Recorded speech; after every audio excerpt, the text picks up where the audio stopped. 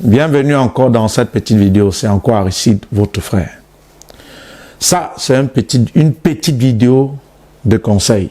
Ceux qui n'ont pas vu la vidéo précédente où je vous souhaitais joyeux Noël et bonne année par anticipation, allez la revoir. Et j'ai mis le lien en description de la vidéo où j'ai dit je ferai des petites vidéos pour donner des conseils à différents cas de personnes. Ça, c'est le cas de personnes que les parents sponsorisent leur procédure de voyage.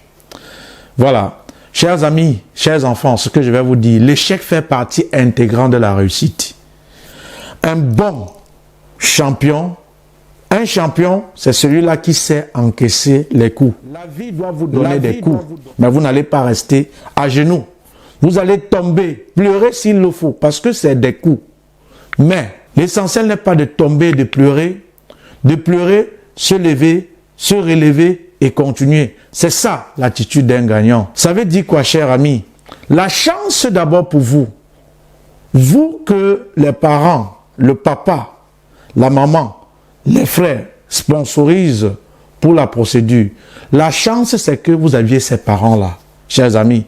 Et le désir de tout parent, moi-même je suis parent, c'est que son enfant réussisse, c'est que son enfant soit meilleur. Et de ce fait, un parent est capable de tout pour que tu le sois. Une maman est capable de laisser ses cheveux au vent pour que tu sois à l'abri.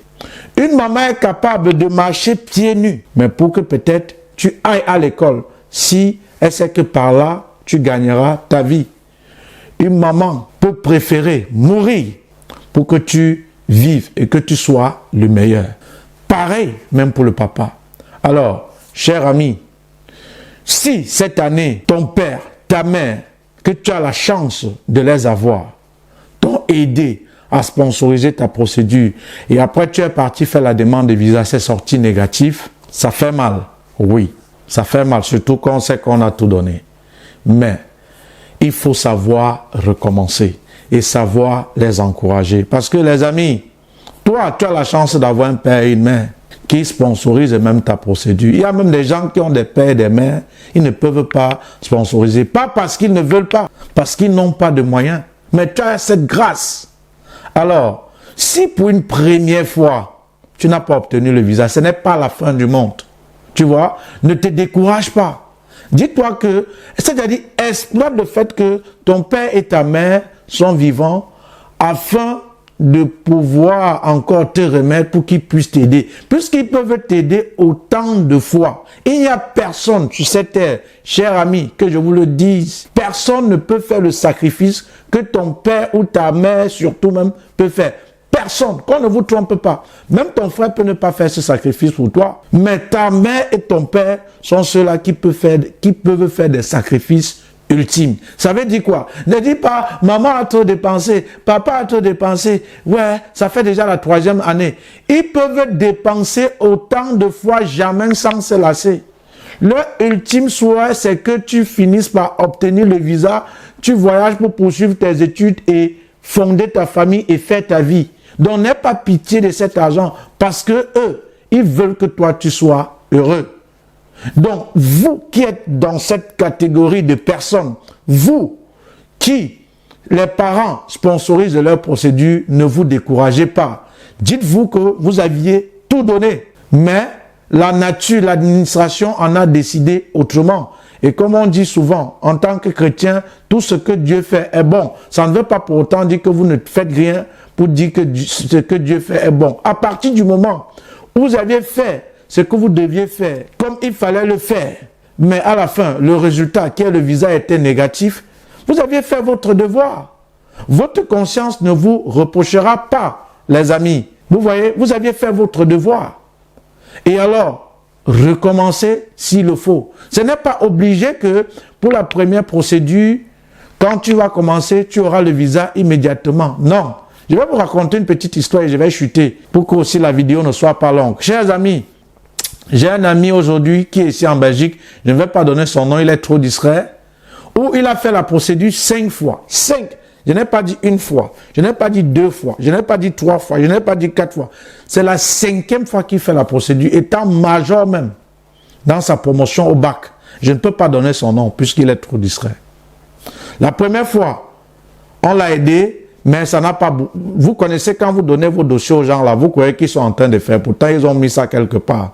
Quand vous êtes là, vous les appelez à tout moment. C'est qui vous dit, je suis au boulot, je te rappelle, ceci ne vous rappelle jamais. Tu dors, tu ronfles. Et croyant que ton dossier est quelque part, pourtant, ça n'a même pas bougé depuis où il a mis. C'est pourquoi je vous ai dit souvent, évitez le gratuit. Payez pour avoir un service, si vous pouviez. La 5e année, il ne s'est pas découragé. La 5e année, quand j'avais aidé celui... La 4e année d'abord, quand un ami me vient, que tu connais tel, oui, on a fait Saint-Michel ensemble, non? Gars, je ne sais pas, si toi-même tu peux l'aider, comme tu es dans le domaine là et tout. Je dis, ah bon, hey, gars, donne-moi son dossier. La 4e fois, c'était dépôt tardif, mais la 5e fois, on l'a octroyé le visa. Aujourd'hui où je vous parle, il enseigne dans une université. Aujourd'hui où je vous parle, il a déjà fondé une famille et il va à merveille. Or, il a fait 5 fois. Donc, cher ami, d'où viens-tu que tu pleures? Comme quelqu'un disait, Claudel disait, on ne pleure pas. D'où viens-tu que tu fais une fois, tu pleures? Que diras-tu de cette personne-là qui a fait 5 fois? Cher ami, si tu n'as pas obtenu le visa cette année, dis-toi que l'année prochaine peut être meilleure et donne-toi plus, tout en sachant que ne tombe pas dans ce piège qui stipule que, comme vous saviez, c'est l'adage qui dit l'échec, l'examen ne connaît pas les anciens clients. Ça veut dire que ce n'est pas parce que tu as échoué cette année, l'autre année tu vas échouer. L'examen aura pitié de toi pour dire non, chaque fois il compose. Il faut au moins que pour cette fois-ci, on fasse à ce qu'ils réussissent. Non, l'examen ne connaît pas les anciens clients. Ça veut dire quoi? Celui qui échoue une fois est susceptible encore d'échouer plusieurs fois. Ça veut dire que si cette année ça n'a pas marché, remets-toi en question, qu'est-ce qui n'a pas marché, essaye d'améliorer et avance.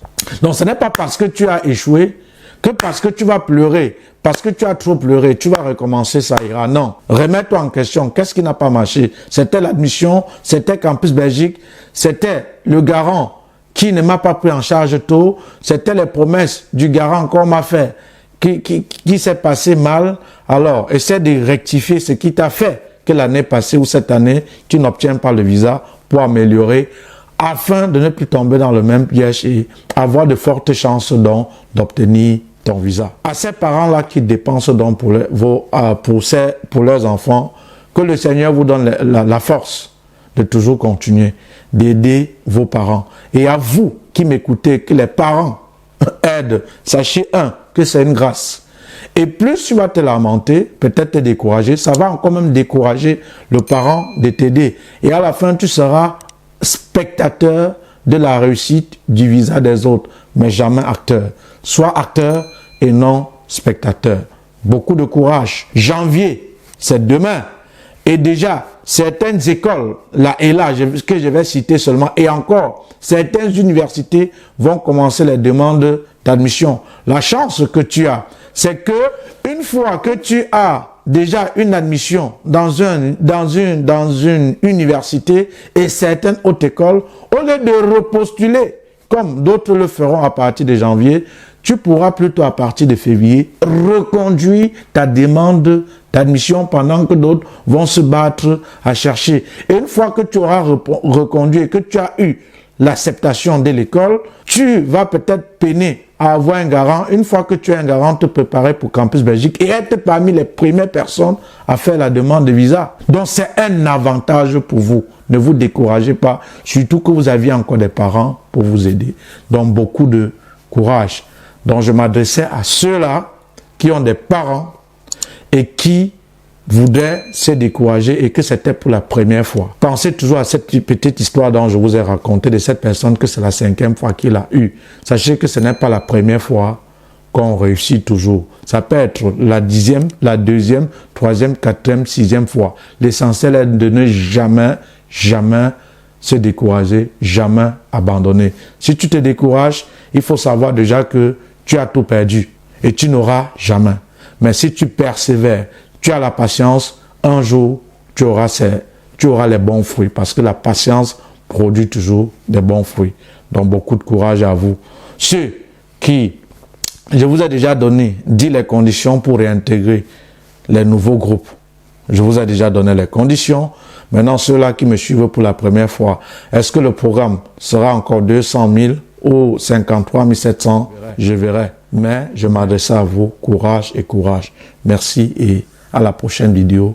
Pour ceux-là, que ce sont les oncles, tantes, cousines, connaissances qui sponsorisent leur procédure.